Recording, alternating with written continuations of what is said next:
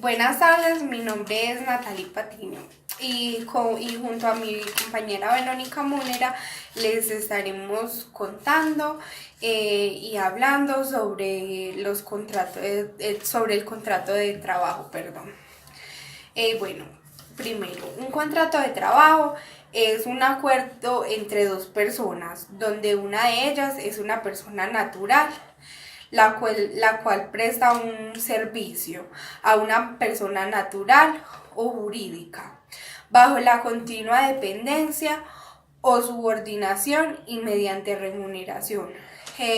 Eso nos quiere decir que cuando una persona natural nos presta un servicio, por ejemplo, en mi caso a mí, sería una persona que soy una persona natural, eh, ella me hace un trabajo a mí y yo se lo voy a pagar.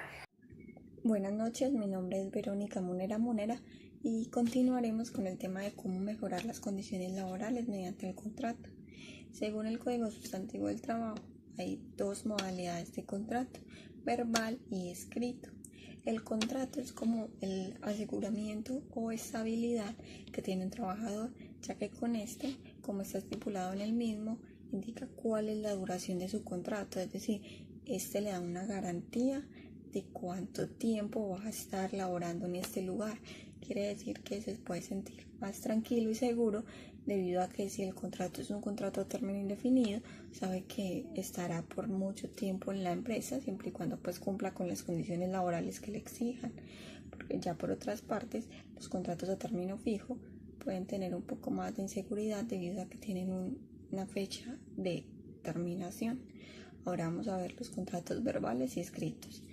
El contrato verbal es aquel en que el empleador y el empleado se ponen de acuerdo para definirlo, y en el escrito está planteado en un libro los términos del contrato. Según el Código Sustantivo del Trabajo, los contratos están divididos según su forma, y este mismo indica que no necesita una forma específica para que tenga validez. Una u otra pueden ser válidas, según lo que expresa el contrato.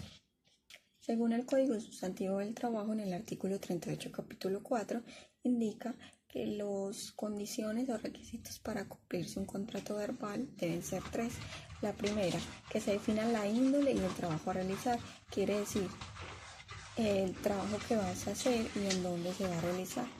2. La cuantía y forma de remuneración, es decir, si se va a pagar por hora trabajada, por unidades producidas y cada cuánto tiempo se va a dar esta remuneración, es decir, si va a ser quincenal, semanal o mensual.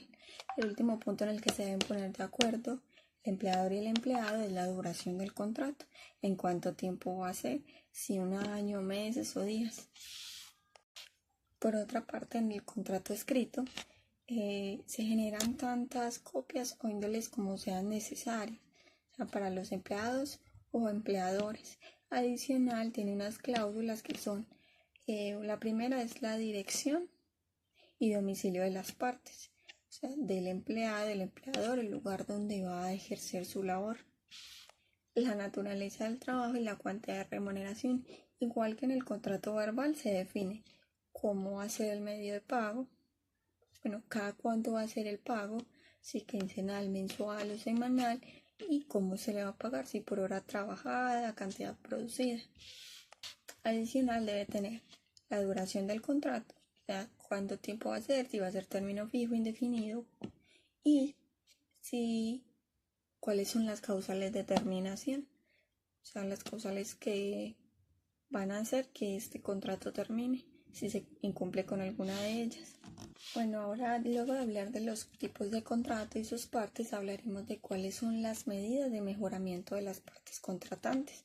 En el artículo 57 del Código Sustantivo del Trabajo está descritas cuáles son las medidas para el empleador. La primera es poner a disposición de los trabajadores las materias primas e instrumentos adecuados para la realización de la labor, o sea, que cuenten con todos los materiales necesarios para poder producir o llevar a cabo su oficio, según el contrato que se haya realizado. La número 2 es garantizar a los trabajadores locales adecuados y elementos de protección contra accidentes y enfermedades profesionales, para que estos garanticen la seguridad y la salud en el trabajo de cada uno de los trabajadores. Otra medida es prestar inmediatamente los primeros auxilios en caso de accidente o enfermedad. Según el Código Sustantivo del Trabajo indica que cuando en un local hay más de 10 trabajadores se deben tener los implementos necesarios para poder prestar estos primeros auxilios. Otra de las medidas es respetar la dignidad del trabajador, sus sentimientos y su religión. También debe cumplir con el reglamento del orden, la moralidad y el respeto a las leyes. Así como el Código Sustantivo del Trabajo muestra unas obligaciones que debe cumplir el empleador, también están las obligaciones del empleado, las cuales están descritas en el artículo 58 del Código Sustantivo del Trabajo, donde una es realizar oportunamente su labor, cumplir y acatar las órdenes que le den sus jefes o representantes según el orden jerárquico que tenga establecido la empresa, es decir, que se deben acatar las indicaciones que den ya sea el jefe inmediato o la persona que esté encargada en su debido momento. La segunda obligación que tiene el trabajador es no comunicar a terceros sin la autorización las informaciones que tenga sobre el trabajo, especialmente las cosas que sean reservadas y que no se puedan divulgar, ya que pueden traer consecuencias legales para la empresa, ya que esta información, todo lo que se maneja dentro de ella es personal y solamente de manejo de los empleados y empleadores de la misma, por lo cual una persona tercera no debe tener conocimiento de esto, ya que puede perjudicar gravemente a la empresa mediante alguna demanda que pueda interponer. Y la tercera parte es conservar en buen estado los útiles que hayan sido facilitados y las materias primas para generar su labor, ya que esto quiere decir que si tienen herramientas, equipos a su cargo, los deben cuidar y salvaguardar de ellos, porque no pueden disponer ni para motivos personales ni abusar de ellos. En otros casos, donde se produzcan materias primas que puedan sobrar, tampoco pueden disponer de ellas para usos personales de los sobrantes, ya que estos también son propiedad y uso de la empresa. Ahora vamos a hablar sobre los términos del contrato. Según el Código Sustantivo del Trabajo, los contratos pueden ser a término fijo o a término indefinido. Un contrato a término indefinido es aquel que no tiene su fecha de terminación o de finalización, ya que no está determinado por la obra que realice. También algún contrato transitorio o de un trabajo ocasional también puede ser considerado un término indefinido. Para la terminación de estos contratos, el empleador debe dar un aviso que debe ser mínimo de 30 días y si es inferior a ese aviso no se tomará y se asumirá que el contrato sigue prorrogado. Ahora, para el contrato a término fijo, este sí tiene una duración específica y el mismo no debe ser inferior a 3 años.